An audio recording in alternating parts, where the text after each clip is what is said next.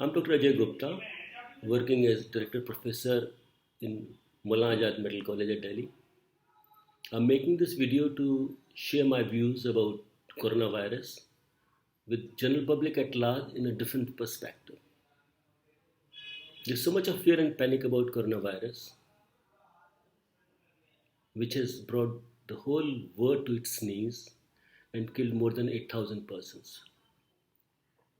It's a disease which affects and kills immunocompromised patients, meaning thereby persons with the decreased immunity due to either their advancing age or due to the associated diseases like diabetes, high blood pressure, etc.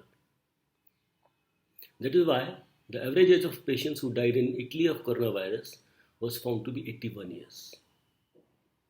I wish to emphasize it to my countrymen that we have much better immunity in our society than those living in Italy, France, Spain, or United States of America. The disease is surely not going to be as severe and destructive in our country as has been seen in the developed world. To understand that why is our immunity better, we must know what is immunity. Immunity is our capacity to fight with foreign antigens, to fight with diseases of various bacteria, viruses, etc.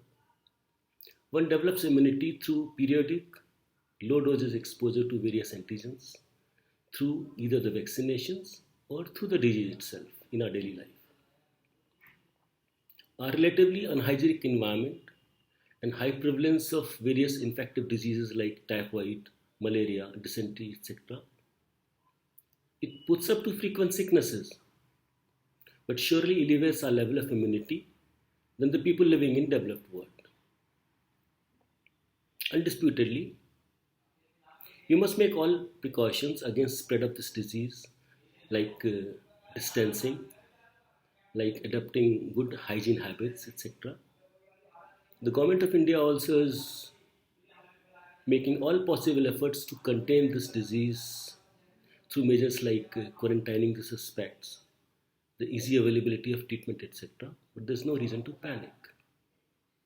Our strength is our immunity, and we will not let this virus win over us. Now, coming back to the question that what is immunity?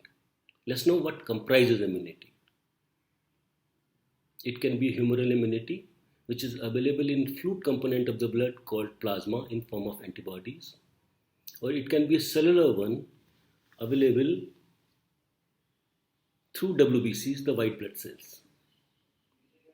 Among WBCs, it is mainly the lymphocytes, and particularly the T lymphocytes, which are responsible to fight against the viral infections like coronavirus. Let's talk of another dimensions of this virus. Is there a treatment, or are the vaccines available against this?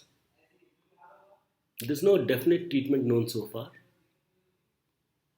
Regarding vaccines, China and USA have started making efforts, but it will take years to reach to a safe and effective vaccine. Can the world community afford to wait so long, or can something be done in the meantime? I have a suggestion to make in this regard based on my extensive experience of treating this rampant tuberculosis in this part of the world. I suggest BCG vaccine, a vaccine which is routinely given in our country at the time of birth against tuberculosis, to be administered to all vulnerable population above 50 years and to the high-risk health professionals. I request the scientific community across the globe and the Government of India officials in authority to analyze and to make sincere deliberations about the proposal before it's too late. I support my proposal with the following facts. Tuberculosis and coronavirus have a common task force of immunity cells called T1 cells. Number two, the local tissue destruction in both the diseases is not by Mycobacterium tuberculosis or coronavirus directly, but is through inappropriate or excessive immune or the defense reaction of the body. Such a phenomenon is well established in tuberculosis, But for coronavirus also, it's been reported last month in the journal like Lancet from China, where the critically ill patients or the patients who have died have shown very high level of chemical substances like cytokine in their blood. They level the term cytokine storming due to the excessive immune reaction.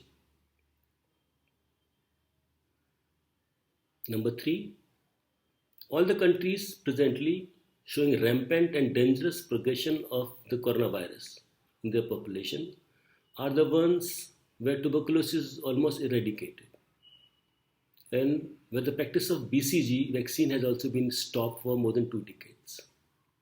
So the population there has no pre-existing immunity against the common enemy. Number four, I've done a study on more than 60 patients, which has been published also in Journal of Tuberculosis, Indian Journal of Tuberculosis. There were patients of tuberculosis who were not responding to the regular anti-tubercular treatment given for more than 6 months, despite the fact that they were not MDR cases, means they were not resistant tuberculosis. I boosted these patients' immunity with a shot of influenza and saw that 90%, 95% of these patients started showing improvement and got healed as well.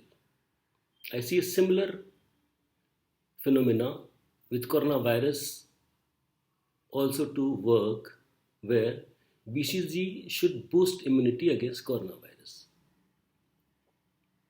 So BCG has been in uses for decades and safety is well established. Can surely be tried as stopgap measure till such time we get a specific vaccination available against this big enemy. I hope all concerned officials all across the globe take cognizance of this knowledge or this information and hopefully are able to give some help to the society.